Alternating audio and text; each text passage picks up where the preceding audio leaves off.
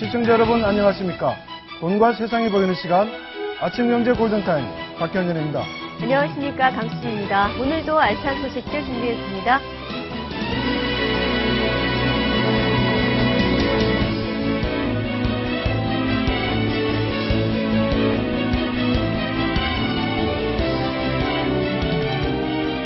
네, 오늘의 골든타임입니다. 규제 완화와 기준금리 인하로 부동산 시장이 빠르게 회복세를 보이고 있습니다.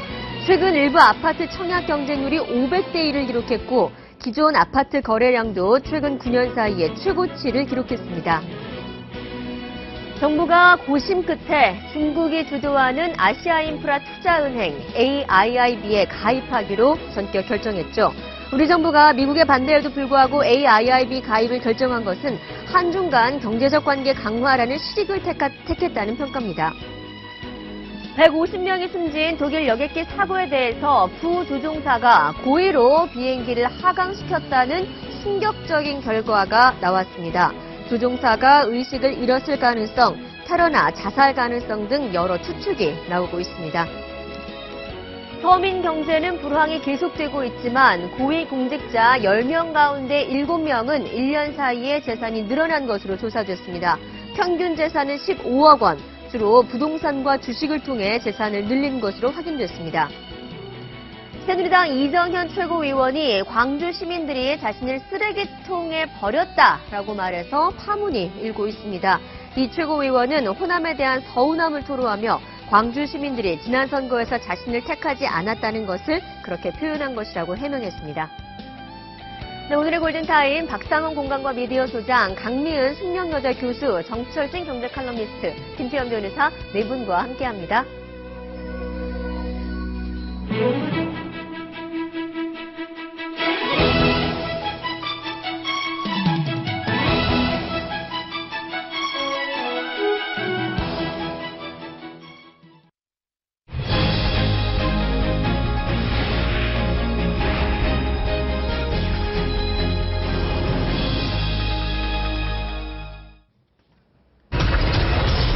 네, 500대 1.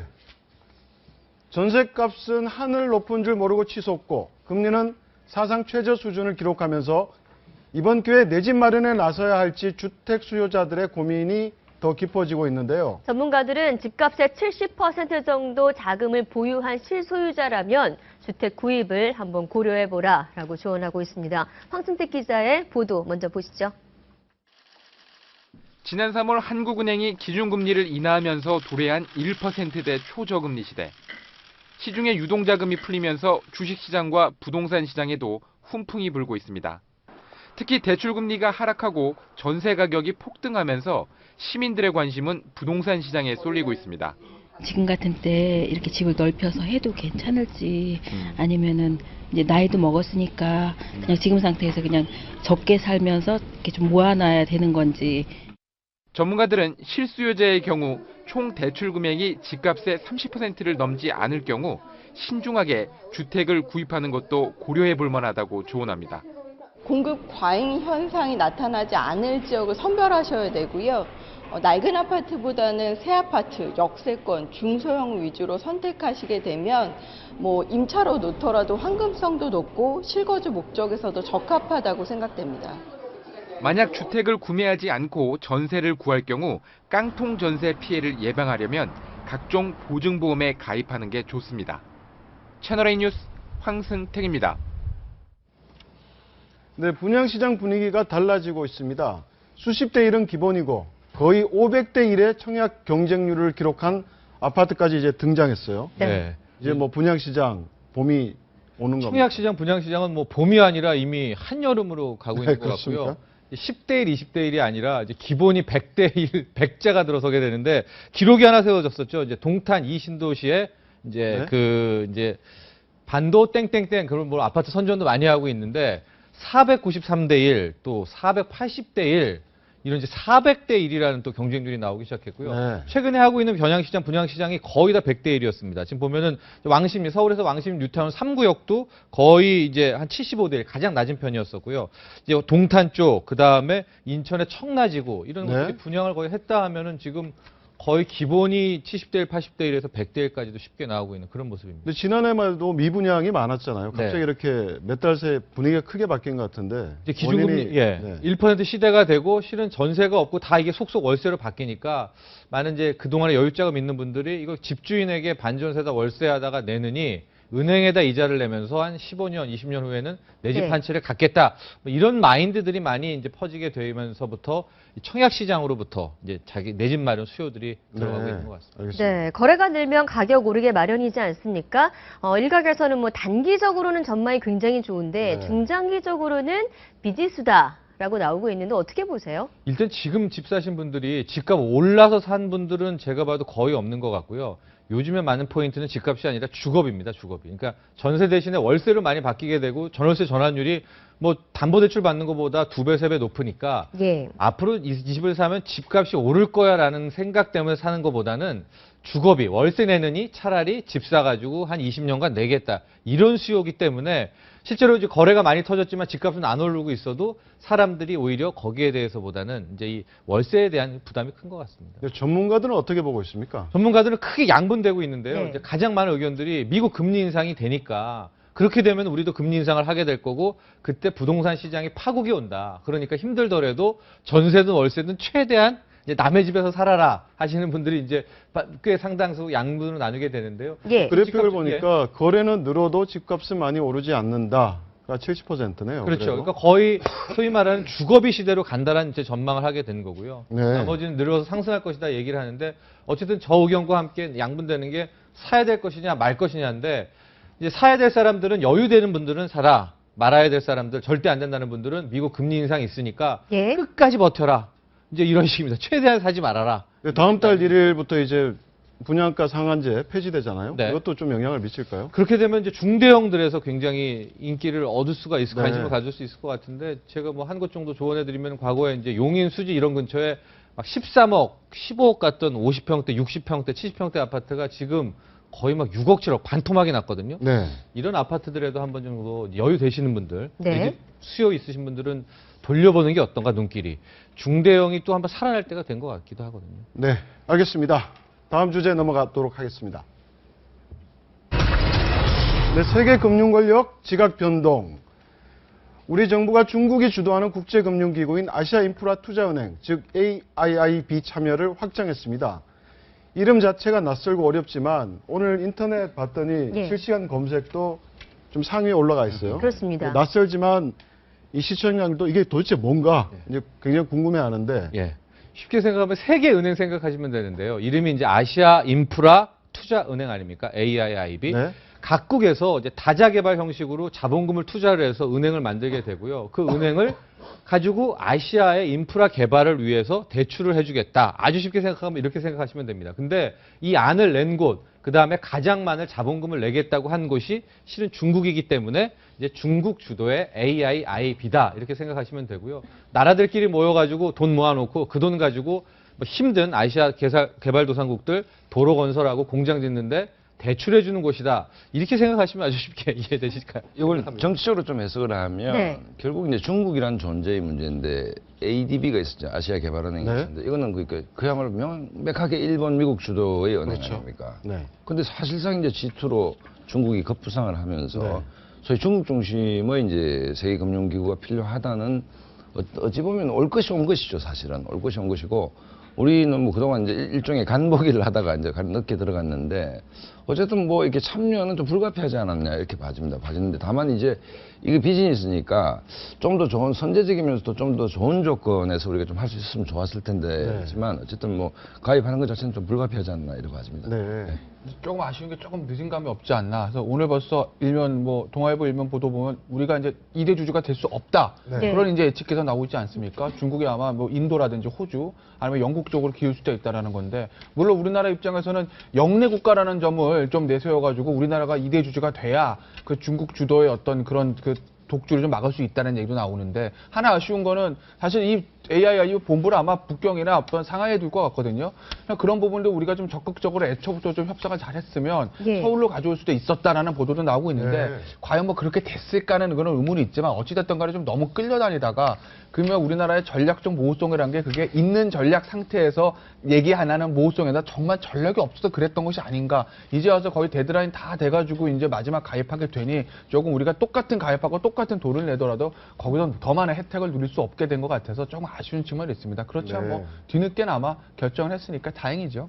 네. 굉장히 재미난 표현이네요. 전략적 모호성이 의도한 거였나? 어쩔 수 없던 것이었냐? 근데 그 문제는 재미난 표현인데요. 국제정치학에서 이제 이른바 게임이로 전략적 모호성은 힘이 강한 사람들이 취하는 전략적 옵션입니다. 네. 그러니까 힘이 약한 사람이 모호하면 양쪽에서 맞죠. 그렇기 때문에 사실은 뭐 대한민국이 지금 국제 열강들 구조에서 전략적 모호성을 선택할 수 있을 만큼 네. 힘이 있느냐 그건 아니죠. 알겠습니다. 그러니까 입장이 없었다라고 보는 게 정확하다. 네네. 예, 외교는 정말 밀당입니다. 밀고 당기기 잘해야 되는데 이번 AIIB 가입은 안보는 안보, 경제는 경제. 이거 보여줬다고 생각하고요. 이때까지는 미국 주도였죠. IMF나 세계은행 다 미국 주도였고 ADB도 일본을 내세워서 사실 미국이 주도한 거였거든요. 네. 그래서 이번에 이제 AIIB를 가입하면서 아시아권의 그런 경제가 다시 좀 더 형성이 되지 않을까 생각을 하게 되는데 뭐 AIIB를 미국이 가입을 반대할 수도 없어요. 이제는 미국의 베스트 프렌드인 영국도 이미 가입을 했고, 영국, 독일, 네, 프랑스. 다 가입을 했죠. 그래서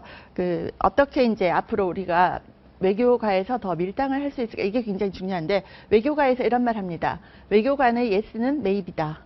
maybe라는 뜻이고 외교관이 maybe라고 하면 그건 no다라고 네. 합니다. 외교관이 no라고 하면 그건 더 이상 외교관이 아니다라고 얘기를 하거든요. 네. 그만큼 어떻게 표현을 하느냐, 어떤 밀당을 하느냐가 굉장히 중요한데 앞으로 부국 강병이 더 중요해질 것 같습니다. 근데 저는 이번 이제 사태를 보면서 이게 고단수 미국 외교가의 정책에 우리가 휘말린 거 아닌가라는 생각을 조심스럽게 이번에 해보게 되더라고요. 왜냐하면 실은 이 AIIB에 가입하는 거 괜찮은 겁니다. 미국이 괜히 굳이 상관할 필요도 없는 건데 그 이제 시진핑이 작년에 왔을 때 이제 꼭 한국이 참여해 달라고 했을 때 그리고부터 일주일부터 미국에서 왜 거기 참여하냐고 이제 압박을 가하게 됐거든요. 네. 그러면서 이 AIIB가 교묘하게 이제 요경미사일 사드 체제하고 맞물려 가지고 네. 뭐 둘 중에 하나를 택하거나 하나를 받아주면 하나를 줘야 된다.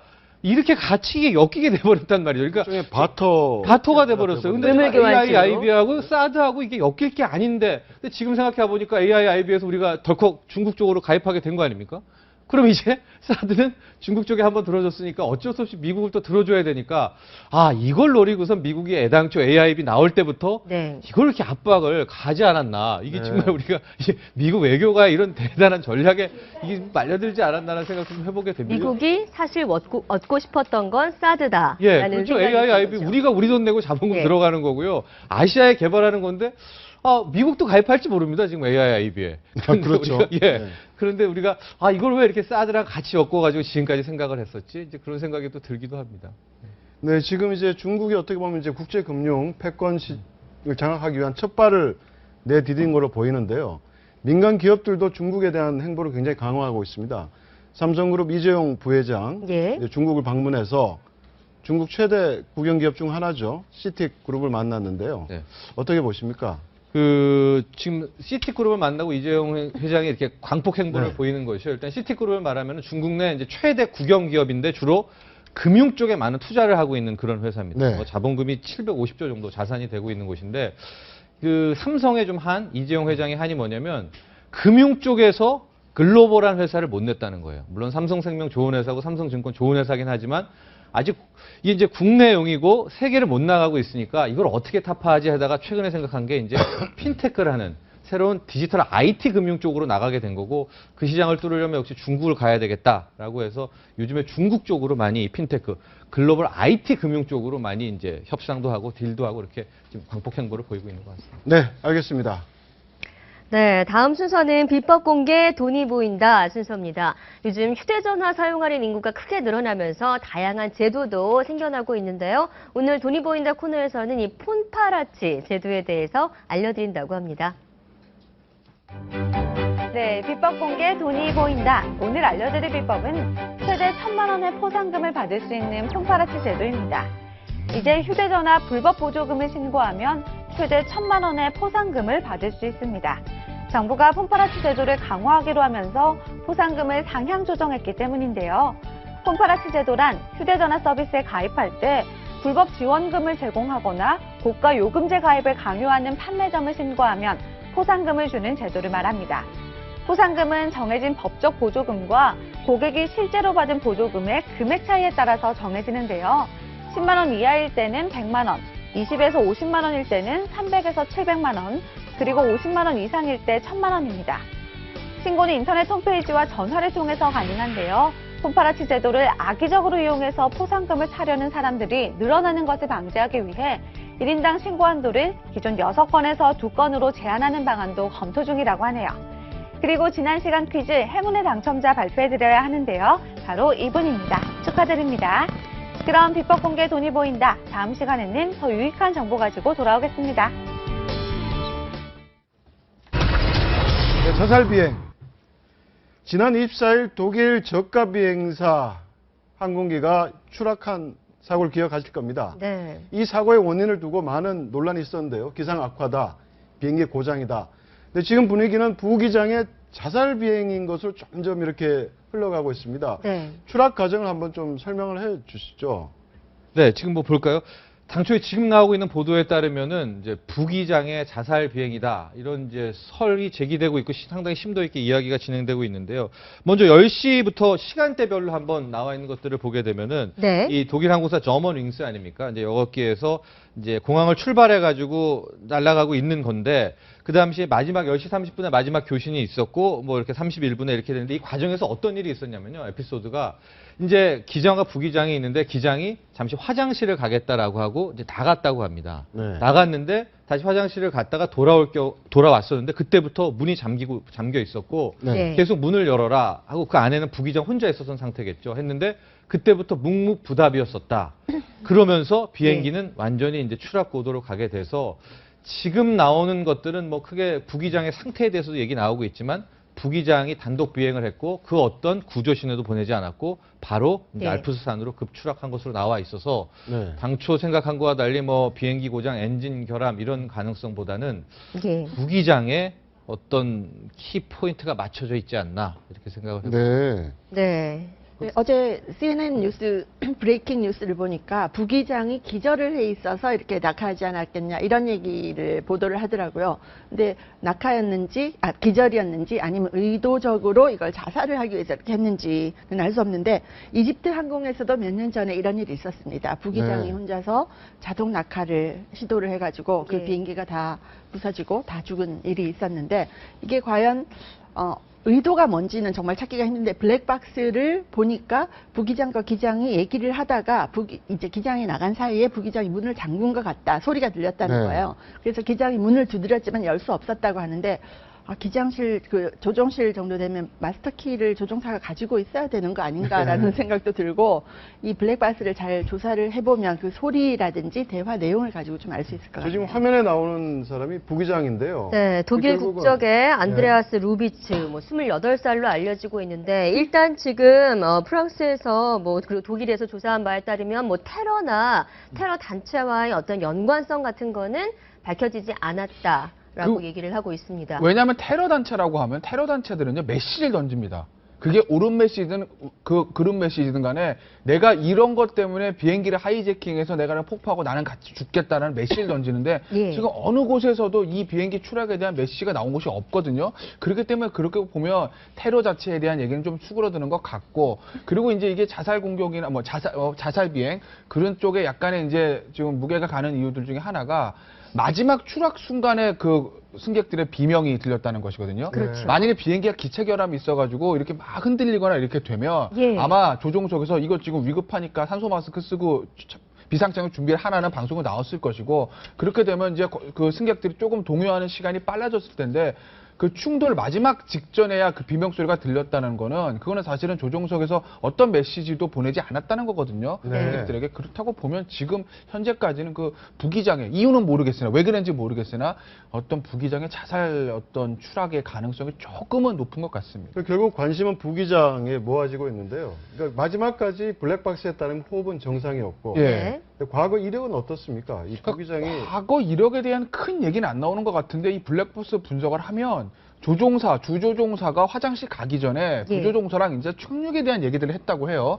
그러니까 얘기를 잘 하다가 착륙에 대한 얘기를 주고받았는데 그때부터 부기장의 말투나 그런 것이 조금 바뀌었다는 겁니다. 그러니까 예를 들면 주조종사한테 왜 당신이 뭐 이런 걸 나한테 가르쳐 이런 식의 약간의 불만스러운 어떤 말투가 나왔고 네. 그 상태에서 주조종사가 자 그럼 내가 화장실 갔다 올게 너 이거 잡고 좀 있어 라고 화장실에 갔는데 문을 예. 잠갔다는 거거든요. 그러니까 아마 왠지는 모르겠으나 주조종사랑 착륙에 대한 의견을 교환하는 과정에서 속담 말로 부조종사가 조금 이렇게 좀 감정이 흐트러지지 않았을까라는 관측도 나오고 있는 것 같아요. 네, 지금 뭐 점원 윙스 측에 따르면 2013년 9월부터 이 루비츠 부조종사가 조종관을 잡기 시작했다라고 하고요. 알고 지내온 이들은 조용한 편이긴 했지만 굉장히 사교적인 사람이었다. 회사 생활에 굉장히 만족하고 있었다라고 이야기를 하고 있네요. 그런데 만약에 이렇게 뭐 조심스러운 이야기입니다만 자살 비행이 되면 배상 같은 건 어떻게 됩니까? 역대 사례도 또 있다고 하니까. 일단 배상은 저 비행기 이제 보험회사든 그 루프트한자든 어떤 간에 항공사에서 다 보상을 해줄 거고요. 예. 그럼 결국은 사고 원인이 이제 부기장이라고 하면 그렇죠. 그 부기장한테 항공사에서 구상을 하게 되는 건데 현실적으로 사실 28세 부조종사가 그 막대한 어떤 비용들을 감당할 자력이 있을 수는 없죠. 그러니까 그건 사실 하나만한 것이고 승객들 입장에서는 어찌됐건 간에 보험회사든 루프트한자든 저 부기장이든 어쨌든 간에 배상을 받는 게 우선 아니겠습니까? 네. 그건 문제가 없습니다. 저런 경우에는 뭐 재보험까지 해가지고 항공사 같은 경우 워낙 보험체가 잘 돼 있기 때문에요. 피해자가 피해 보상을 받는 문제는 없을 겁니다. 근데 과거에도 저렇게 자살 비행 과거 사례를 보면요. 싱가포르 실크에요. 1997년, 1999년에 이집트 항공기 여객기 추락. 지지난해죠. 2013년 모잠비크 항공, 지난해 말레이시아 항공도 어떻게 지금 자살 비행 얘기가 나오고 있고요. 예. 또 아주 저는 미국으로 굉장히 이게 아주 드문 사례는 아닌 것 같고. 네. 그런데 이 기장 지금 왜 테러가 왜 한순간에 위험이 그 의혹이 사라졌냐면 이 기장이 과거 테러 전력도 없고요. 부기장이요. 네. 28세. 또 정신병원, 그러니까 정신감정을 뭐 약을 복용했다라는 이 관련한 질병 사안도 실은 클리어하다, 깨끗하다라는 이제 얘기가 나오기 때문에 이게 미스테리로 가고 있는데 그래서 지금 아까 CNN 얘기를 하셨지만은 미국 쪽 언론들은 이제 기절, 그러니까 혹은 좀 이런 쪽의 상태가 갑자기 나빠졌다는 생각을 하고 있는 것 같고 유럽 쪽 언론은 이제 좀 독단적인 판단이 아니었냐. 네. 그래서 앞으로 이 부기장의 상태를 두고는 좀 더 많은 취재와 뉴스들이 나올 것 같아요. 굉장히 미스테리한 사건입니다. 그러니까 이렇게 자살 비행이 많다 그러면 앞으로 네. 비행기 탈 때 우리 기장, 부기장 불안하네요. 이게 좀 자살 비행기, 정신 건강 자살 한번. 비행이라면 아니 자살을 하려면 혼자 죽지 왜 이 아무 죄도 없는 이 많은 승객들을 끌고 그런 일을 네. 하는지 정말 이해할 수 없는 거죠. 안타까운 사고입니다. 네. 네, 알겠습니다. 다음 주제 넘어가도록 하겠습니다. 홍가의 함정. 홍가의 지난해 세월호 참사 당시 거짓 인터뷰로 구속 기소됐던 홍가희 씨가 예.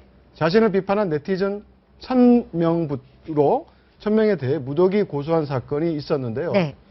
피고소인들과 벌인 합의 과정이 드러나면서 논란이 커지고 있습니다. 어떻습니까? 저 홍가의 사건이라는 게 좀 간단히 좀 설명을 드리면요. 1년 전에 세월호 터졌을 때, 사건 났을 때 초기에 가장 관심을 끌었던 게 문제가 됐던 게 홍가희 씨 사건입니다. 그러니까 홍가희 씨가 모 방송이나 인터뷰를 해가지고 본인은 민간 잠수부다.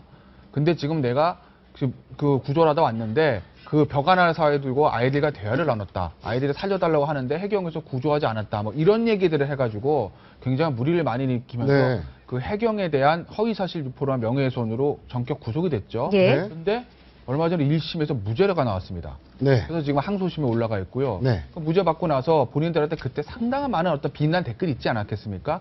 비난 댓글을 했던 네티즌 800명을 전부 다 고소를 한 것이고요.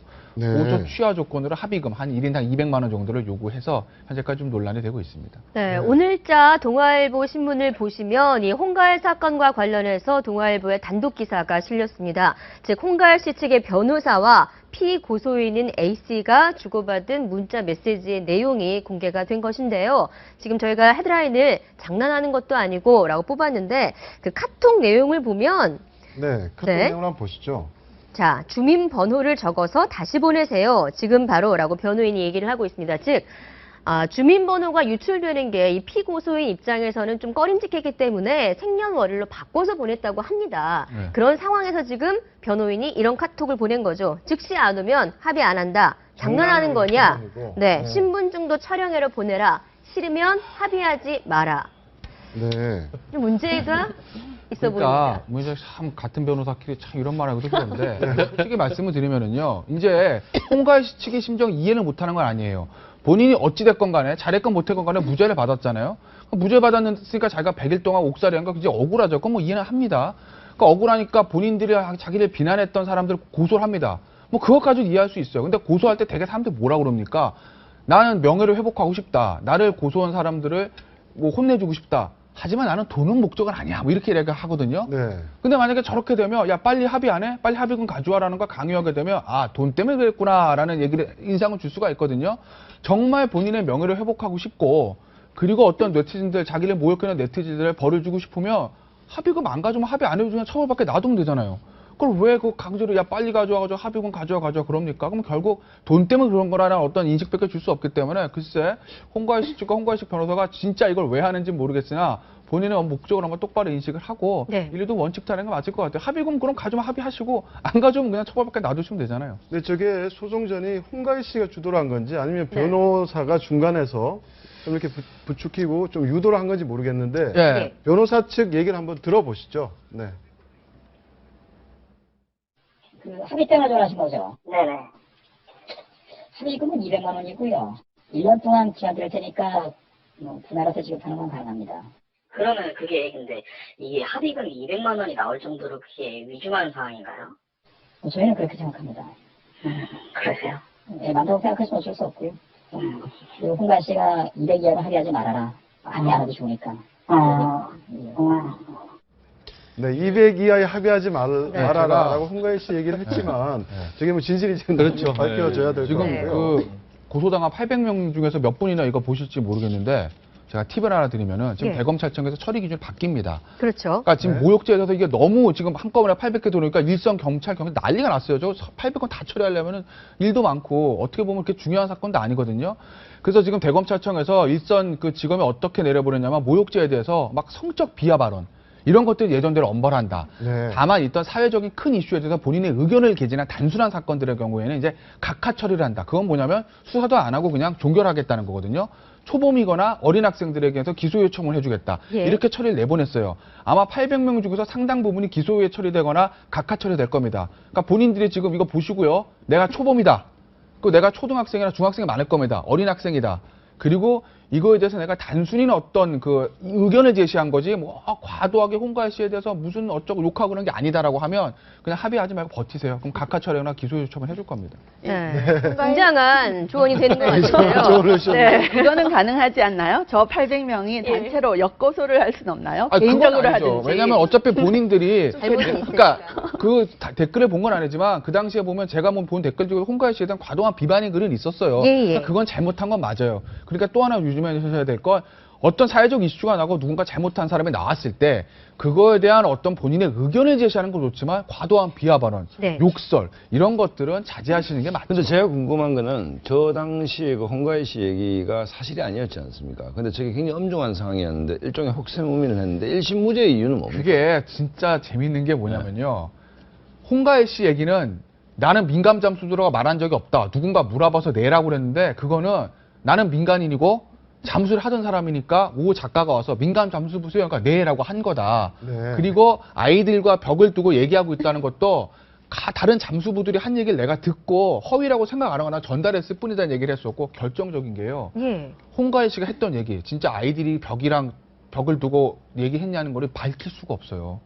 아이들이 다 살아오도록 한 학생들이 없거든요. 그걸 허위 여부를 밝혀줄 수가 없어요. 그래서 재판부에서 무죄를 선고하면서 뭐라고 했냐면 네가 잘했다는 게 아니야. 이게 입증이 안 돼서 그럴 뿐이지 너한테 면죄부 준 거 아니야. 너 잘못했어라고 얘기를 합니다. 마지막에. 네. 그리고 나서 할 수 없이 무죄를 쓴 거거든요. 그러니까 홍가희 씨가 뭐 무죄 받은 결론만 보실 게 아니라 그 과정들 재판부가 왜 무죄를 선고를 했고 본인에게 어떤 메시지를 던졌는지를 조금 유념하실 필요는 있을 그런데 것 같아요. 홍가희 씨가 법적으로는 무죄를 받았지만 사실은 욕먹을 짓 한 건 맞거든요. 민간 잠수사라고 이렇게 네. 좀 이렇게 될 수 있도록 본인이 맞는 것 네. 아닙니까? 그리고 혼란을 홍가희 주죠. 씨 얘기 좀 조심해서 해야 될 것 같긴 한데 예전에도 이런 거짓말 많이 했었습니다. 민간 잠수사뿐만이 아니고 뭐 기아 타이거스 모 선수 아이를 가졌다. 뭐 연예인 누구의 친척이다.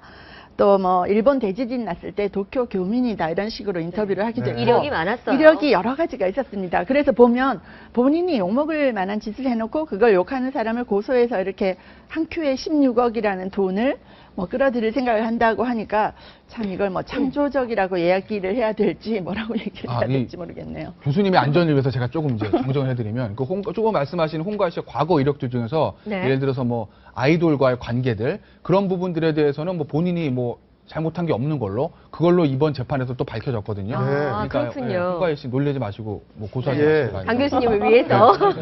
지금 댓글과 관련된 소송이 계속 이어지고 전문 변호사가 나올 정도로 큰 사회적인 문제가 되고 있고요. 네. 앞으로 이 댓글 문화 어떻게 좀 개선될지도 지켜봐야 될 것 같습니다. 네, 다음 주제 넘어가도록 하겠습니다. 불황무풍지대. 네, 지금 뭐 최근 몇 년간 한국 불황인데요. 경기 불황인데 고위 공직자들만 비껴간 모양입니다. 고위 공직자의 절반 이상이 굉장히 재산을 불린 것으로 나타났고 예. 절반 가까이가 한국 부자 상위 5% 안에 든다고 하는데요. 네.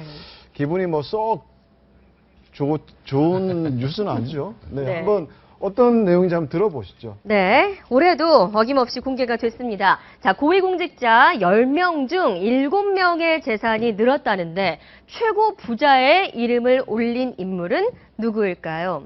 자, 입법, 사법, 행정부 통틀어 3부 통틀어서 가장 재산이 많은 공직자 먼저 자, 입법부 1위는 새누리당의 김세연 의원입니다. 1,443억 4,388만 원. 정몽준 정말 전 의원이 부동의 1위 자리였는데 부동의 1위였던 정몽준 의원이 빠진 자리를 지금 김세연 의원이 차지를 했네요. 자, 사법부의 1위는 울산지법원장인 최상열 원장입니다. 140억 2,830만 원. 그리고 행정부 1위 대통령 청와대 민정수석 비서관인 우병우 비서관인데 409억 2,599만 원. 뭐 3부 요인들 비교해 보면 상대적으로 사법부가 좀 적은 것 같습니다. 자, 박근혜 대통령의 재산은 31억 6,950만 원입니다. 삼성동 사저평가액이 한 6천만 원, 그리고 예금이 2억 7,500여만 원이 늘어서 3억 3,592만 원이 지난해보다 증가했습니다. 차기 대선 주자들입니다. 김무성 새누리당 대표 137억 5,600만 원, 지난해보다 1,186만 원이 늘었고요. 문재인 새정치민주연합 대표 지난해보다 5,008만 원이 늘어서 13억 74만 원입니다.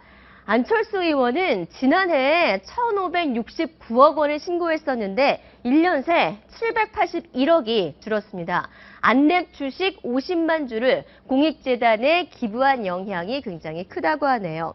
네, 박원순 서울시장은 자, 이 앞에 지금 마이너스 표시가 빠졌는데요. 마이너스 6억 8,493만 원입니다. 박 시장의 이 마이너스 재산 규모 2011년부터 계속 늘고 있다고 하네요. 자, 어김없이 올해도 이색 재산 목록이 올랐습니다. 자, 행정부 1위를 차지한 우병우 청와대 민정수석은 여기 있네요. 자, 하나에 한 1,000만 원씩 한다는 롤렉스 금장 시계를 신고를 했고요. 한석수 교육부 대학정책실장 마세라티, 이탈리아의 고급 스포츠카죠. 신고를 했습니다.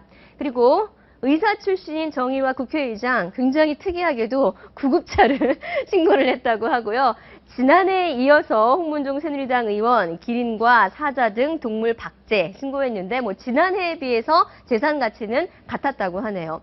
이현구 충북도의회 의장은 굉장히 특이합니다. 주유소와 5톤 탱크 로리를 신고했다고 합니다. 자, 고위공직자들의 재산 내역 지금 공개가 됐는데 박성호 실장님 네. 어떻게 보셨습니까? 아니 뭐 어떻게 보고 안 보고 마음이 뭐 씁쓸한 건 있지만 저는 네. 뭐 오히려 저는 투명하게 아주 그 세세한 것까지 공개하는 게 옳다라고 보는 것이 이관유 총리가 최근에 돌아가셨지 않습니까? 네. 모시문에 가보니까 집이 소박하다. 싱가포르이 청렴도 1위 나라인데 결국 그 고위공직자들이 자기 재산이 많은 것을 탓할 이유는 없다고 생각합니다. 그렇기 때문에 저걸 투명하게 공개하는 문화가 정착된다면 아무래도 좋겠죠. 그래서 저는 개인적으로 배가 좀 안 아픈 것은 아니지만 네. 하지만 뭐 아주 그 시시콜콜 공개하는 것은 바람직하다 이렇게 봅니다. 네, 근데 공개 투명하게 하고는 있는데 지금 문제가 직계 좀비 속의 재산을 공개 안 하는 사람이 예. 거의 27%예요. 네. 그중에는 국회의원과 법원의 고위공직자가 제일 많다고 합니다. 네. 예. 왜 이게 문제가 되는가 하면 고위공직자들의 비리에 직계 좀비 속이 연루된 경우가 많았기 때문입니다.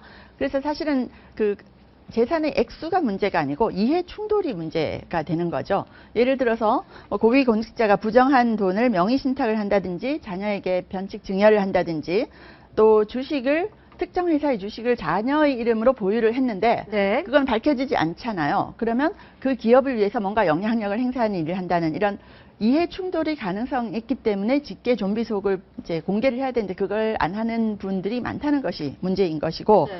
그리고 액수로만 따져봐도 10억 이상 재산을 가진 일반 국민은 한 4%밖에 안 되더라고요. 네. 오늘 아침 뉴스 보도를 보니까. 그런데 공직자들은 10억 이상 가진 사람이 43%다라는 점에서 차이가 크네요. 예를 들어서 이제 많은 돈을 가져자는 자체가 문제는 아니겠지만 그런 사람들이 과연 서민의 삶에 관심을 가질까? 정말 서민의 삶을 알고자 하고 그들을 위해서 일을 열심히 할까라는 문제는 좀 있는 것 같습니다. 그래서 약간 우스갯소리로 부자가 되는 방법이 3가지가 있다고 합니다. 첫 번째는 부자의 아들, 딸로 태어나는 거고 예. 두 번째는 부자와 결혼하는 거래요. 예. 네. 세 번째는 자기가 잘하는 거래요. 근데 세 번째는 굉장히 힘들다고 합니다. 네, 김태현 변호사님 말씀하셨듯이 지금 공직자윤리법에 뭐 독립생계 유지하거나 타인이 분양할 경우에 직계 가족들 공개하지 않아도 된다라고 명시가 돼 있다고 합니다. 하지만 이것이 재산 규모를 줄이려는 꼼수로 계속 이용되는 경우도 실제로 있지 않습니까? 아, 그렇죠. 뭐, 그게 사실 옳고 그름의 문제는 아니고 입법 정책의 선택의 문제인 것인데, 뭐, 지금 이제 독립적인, 결론, 부부야 일심동체니까, 그리고 부부 사이에 뭐 서로 증여세도 면제되는 사이니까, 부인 거는 공개하는 게 맞다라고 하지만, 과연 독립해서 독립적인 경제 생활을 하고 있는 자식, 또는 아버지 거를 할 필요가 있느냐라는 어떤 선택적인 그런 문제들이 있거든요. 그래서 네. 아마 그렇게 한 건데 조금 뭐 보완할 필요는 있죠. 저 개인적인 생각으로는 미성년의 자녀들 같은 경우에는 좀 할 필요가 있지 않나. 뭐 성년의 자녀들도. 왜냐하면 자녀들 같은 경우는 내 재산이 이미 증여로 나갔을 가능성이 있기 때문이죠. 네. 부모님 재산까지야 나도 성인인 상인데 노년에 부모님 재산까지 공개할 필요 있겠냐는 생각은 드는데 자식에 대한 거, 빚계, 비속에 대한 것은 우리가 조금 다시 한번 생각해봐도 되지 않을까 싶습니다. 상대적 박탈감을 가지는 사람도 있을 것 같은데요. 어떻게 보면 고위공직자 재산만 이렇게 불어난다는 느낌도 들고 그래요. 이게 기술이 좋은 겁니까? 재테크가 좋은 겁니까? 아니면 뭐 특별한 정보가 해마다 정보가 다를 접근할 텐데 수 있어서 올해는 그런가요? 왜 이렇게 많이 70%, 80%가 다 늘 수밖에 없었냐면은 최근 1년 반, 2년 사이에 부동산들의 가격이 조금씩 이제 움직이기 시작을 했고 관련해서 이제 공시가도 같이 함께 오르면서 이제 거의 대부분들의 지금 뭐 국회의원을 포함해서 공직자들이 어디 좋은 곳에 집 한 채씩이 다 있지 않습니까? 그러니까 이 집값에 대한 이제 부분이 상당히 컸던 것 같아요. 그래서 부동산 상승이 가장 큰 그렇죠. 영향을 부동산가 미쳤다. 상승이 오르면서 이런 전반적인 평균이 오르는데 일조하지 않았느냐. 네. 그러니까 지금 뭐 네티즌 언론도 여론도 좀 반응을 보니까 이렇게 많이 부동산에 고위공직자가 몰려 있으니까 어떤 식으로든 부동산 안 막는 거 아니냐, 뭐 이래서 부동산 아니냐, 막 이런 예. 지적과 비난도 있는 것 같더라고요. 아까 박사원 소장님 말씀하셨는데 뭐 동물 박제라든지 네. 기린, 구급차, 마세라티 네. 뭐 이 정도로 세세하게 공개할 정도는 좀 굉장히 좀 긍정적인 측면이 없잖아 있다라고 봐야 될 거고 말씀하신 대로 직계 좀비소 빠진 부분은 부정적인 부분이고 네. 액수의 다과를 우리가 논할 게 아니라 그 액수 취득 과정이 중요한 것이죠. 그렇죠. 예를 들어서 네. 뭐 상속재산, 내가 뭐 장가를 장가가지고 처가재산이 많죠. 제가 아까 이제 고위공직자 나온 1등 하신 분의 한 분도 처가재산이 굉장히 많은 네. 분이거든요. 그래서 그거 만약에 본인이 몇백억도 부자 된 거 어떻게 비난할 수가 있겠어요. 그렇죠. 과정이 네. 문제인 것이지 네. 액수의 다과를 가지고 논할 수는 없어요. 결론적으로 말하면 시장경제에서 자기가 열심히 노력해서 만드는 부는 존경의 대상이지 폐망의 대상은 아니지 않습니까? 네. 돈이 많다고 해서 우리가 비난할 이유는 없다. 네. 분명한 배가 아픈 것은 사실이지만 욕할 이유는 없다. 이렇게 봅니다. 네. 예. 알겠습니다. 네, 다음 얘기로 넘어가겠습니다. 예, 이정현, 난 광주 쓰레기. 난 발언했는데요. 네, 무슨 말일까요? 무슨 말인지 한번 들어보겠습니다. 광주 시민들이 이정현이 쓰레기통에 버렸습니다. 저는 쓰레기입니다. 그런데 박근혜 대통령이 나 같은 쓰레기를 끄집어내서 툭툭 털어가지고 청와대에 정무수석을 시키고 홍보수석을 시키고 이렇게 대접을 했습니다. 누가 인물을 버린 겁니까? 광주 사람들이 호남의 인재를 버린 겁니까? 박근혜가 호남 인재를 버린 겁니까? 누가 버린 겁니까, 여러분? 지금 들어보셨는데 굉장히 네. 뭐 자극적인 발언입니다. 네. 왜 광주 가서 저런 발언을? 아니 첫째 이제 이정현 의원이 좀 아드레날린이 마이크를 잡으면 좀 올라간 게이지가 급상승하는 네. 스타일입니다. 좀 청와대 우리 그 수석할 때도 뭐 기자실 와서 굉장히 좀 이렇게 그랬었죠. 흥분하는 모습을 보여준 적이 있는데 내용만 놓고 보면 자기가 박근혜 정부가 자기를 수석도 시키고 했는데 이제 광주에 사무도 안 뽑아줬다 뭐 이런 얘기고 그다음에 아니 지금 뭐 순천에서 됐는데 온 호남 사람들이 내한테 예산하고 민원을 얘기하는데 그럴 자격이 있느냐의 문제인데 말씀하시는 취지는 이해가 되나 표현은 너무 적절하지 않았다. 왜냐하면 유권자가 뽑는데 유권자의 어떤 선택 문제를 뭐 나를 쓰레기통에 던졌다라고 말하는 것은 100번 양보해도 적절한 얘기는 아니죠. 적절한 얘기는 아닌데 이제 이정현 의원이 무슨 악의를 갖고 했다기보다는 저분 스타일 자체가 하여튼 마이크를 지면 게이지가 급상승하는 스타일이기 때문에 좀 흥분한 측면이 있는데 어쨌든 뭐 적절하지는 않았다고 저는 봅니다. 네. 네. 저기 밑에 정승 최고위원이 듣고 계셨잖아요. 네. 어땠을까요? 야, 이거 나한테 도움이 될까요? 이렇게 생각했을까요? 큰일 났다. 내일부터 선거운동 어떻게 하지? 이렇게 생각하셨을까요? 저는 사실 네. 후자로 하면 생각하지 않았을까? 말씀하신 대로. 원래는 네. 그 4.29 보궐선거에 정승 후보를 도와주기 위해서 네. 마이크를 잡았던 거죠. 네, 근데 너무나 좀 격정적으로 이렇게 얘기를 하고 그다음에 언론도 벌써 이제 쓰레기통에 버렸다는 걸 딱 헤드로 뽑아서 보도하고 있지 않습니까? 사실 네. 그 말은 굉장히 자극적이기 때문에 그런 것이죠. 네. 그러니까 사실 저게 아마 당과 정승 최고위원에게 별로 도움이 되지 않을 것 같은데 예, 조금 오늘- 안타깝습니다. 오늘 아침 보도를 보니까 광주 시민들 반응이 우리는 그럼 뭐가 되는 거냐라면서 굉장히 화를 낸다고 합니다. 반발하고 네. 있다고. 네, 반발을 하고 있고 이제 도와주러 가신 분이 저렇게 과격한 발언을 해서 시민들 마음을 상하게 한다면 이걸 요새 젊은 사람들 표현으로 팀킬이라고 합니다. 같은 팀끼리 죽이고 해를 끼치는 거 팀킬. 게임에서 나오는 용어죠. 네네. 같은 그렇죠. 편끼리 죽이는. 같은 편끼리 이제 안 좋은 해악을 끼치는 그런 행위를 네. 말을 하는데 특히 이 발언이 어떻게 보면 지역 감정을 또 그렇죠. 건드리는 부분이 저게 있어서 저는 뭐 정승 후보한테 어떻게 영향을 미칠지보다 굉장히 미묘한 시기에 미묘한 파장을 일으킬 수 있는 것이 뭐냐면 호남 정서가 사실은 지금 호남신당 얘기처럼 우리 지역이 너무 소외되어 있다는 문제. 예, 그동안 어떤 그 원칙주의 입장에서 그렇기 때문에 호남의 이익이라는 측면에서 호남 분들이 많이 생각하시는 것 같아요. 충청과 특히 대비되면서 그런 와중에서 이정현 의원이 저 얘기를 했기 때문에 저게 뭐 좋다 싫다 옳다 그러다보다는 호남 정세에 상당히 어떤 미묘한 파장을 일으킬 가능성은 좀 크다고 봅니다. 네. 다만 지금- 이제 네. 유권자 앞에서 국민 앞에서는 정치인은 겸손해야 되는 것이죠. 뭐 당신들이 내를 선택을 안 한 것을 나를 쓰레기통에 버렸다라고 표현하는 것은 좀 과했다는 생각은 듭니다.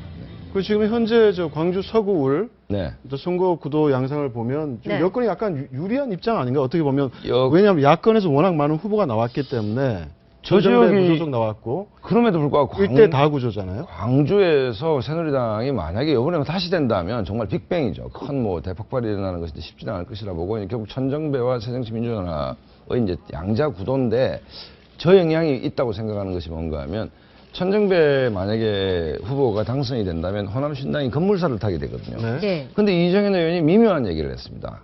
호남이 나를 버렸는데 당신들이 왜 나한테 민원 가져오고 호남 지역 발전을 해달라고 하느냐의 문제이기 때문에 그러니까 호남 지역의 발전이라는 주제가 호남 분들의 중심에 있거든요. 네. 그렇다고 본다면 새누리당이 당락과 무관하게 천정배 의원하고 새정치민주연합의 구도 속에서 호남신당론이라는 정서에 예. 묘하게 때린 측면이 있다 이렇게 네. 봅니다. 예. 천정배 후보는 이 부분 이정현 의원의 발언을 나쁘지 않죠. 후보에 많이 그러니까 선거에 많이 이용할 가능성도 앞으로도 네. 있어 보입니다. 그럴 가능성도 열려 있어 네. 보입니다.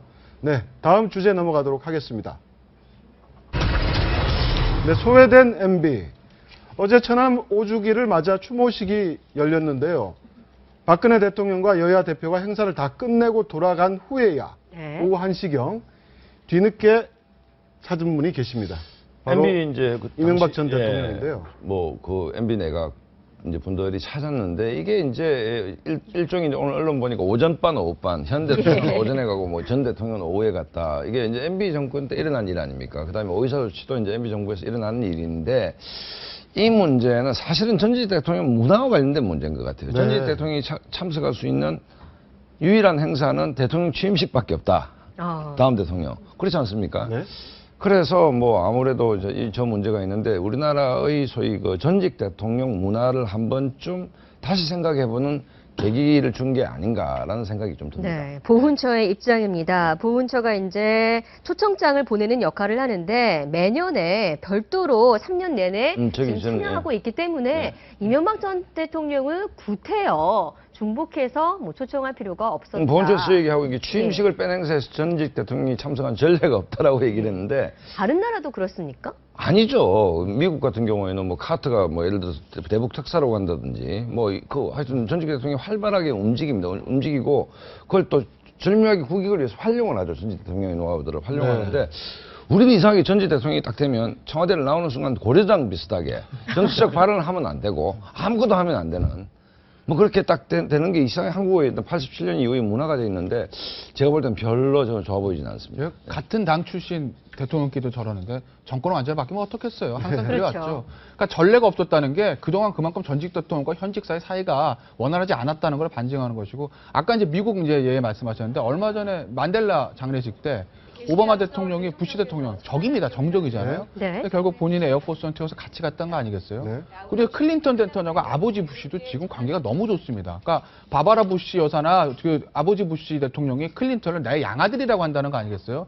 결국 클린턴 때문에 본인이 재선을 못한 건데 그럼에도 불구하고 전직 대통령끼리 그렇게 잘 지내는 모습들은 사실은 국민에게 굉장히 귀감이 되는 것인데 우리나라는 언제나 그런 전직 대통령에 대한 문화가 저 문제는 보훈처는 뭐 공무원들이니까 관례가 없는 것 같다. 보훈처가 뭐 주저넘게 이명박 대통령 초청하기는 뭐하지만 청와대가 좀 더 좀 판단. 안 그래도 사정 정국에서 전 정권 현 정권의 갈등 얘기를 하고 있는데 천안함 그 돌아가신 순국 열사들에 대한 추모의 행사는 아니 전직 대통령 누구도 와서 좀 하는 것이 또 당시 대통령이었죠. 그렇죠. 그러니까 뭐 아니면 또 이명박 전 대통령이 아니더라도 전직 대통령이 와서 이렇게 하는 것이 국민 통합에 좀 도움이 되는 거 아닌가. 그래서 청와대가 좀 판단을 좀 잘못한 측면이 있다고 봅니다. 네, 전 현직들이 같이 잘 지내는 모습이 사실 국민들한테는 보기 좋은 거 아니겠습니까? 그래서 전 현직이 오전 반, 오후 반으로 나뉘는 건 국민들 입장에서 봤을 때는 추모라는 뜻을 기리기엔 너무나 좀 아쉬운 부분이 많다라는 생각이 들고 어제 누가 우스개로 이런 얘기 하더라고요. 전직 무슨 보직자가 물러갔을 때 현직 보직 새로운 사람이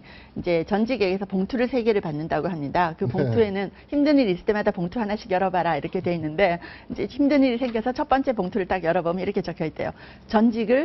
전직이 하던 것과는 반대로 해라 이렇게 돼 있고 또 힘들 때 두 번째 봉투를 열어보면 전직을 욕해라 이렇게 돼 있고 세 번째 힘들어서 또 세 번째 봉투를 열어보면 봉투 3개를 준비해라 이렇게 되어 있다고.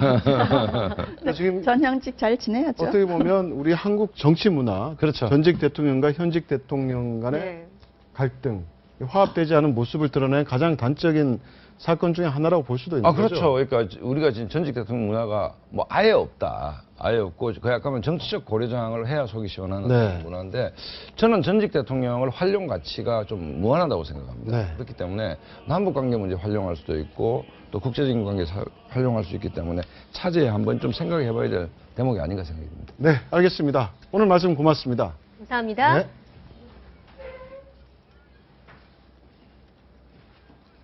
네, 퀴즈 정답 맞히면 상품도 챙길 수 있는 비법 공개 돈 버는 퀴즈 오늘 문제 나갑니다. 네, 중국 주도로 설립되는 은행으로 아시아 지역 인프라 구축을 목표로 한 은행은 무엇일까요?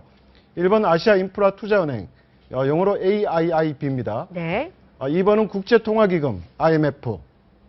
네. 골든타임 홈페이지 게시판에 오늘 낮 12시까지 정답 남겨주시면 되고요. 정답자 가운데 추첨 통해서 오늘부터는 매일 2분께 영화 관람권 2장 드리겠습니다. 당첨자는 내일 방송 중에 발표하니까 여러분들의 많은 참여 바랍니다. 네, 지금까지 아침경제 골든타임 시청 감사드립니다. 고맙습니다. 고맙습니다.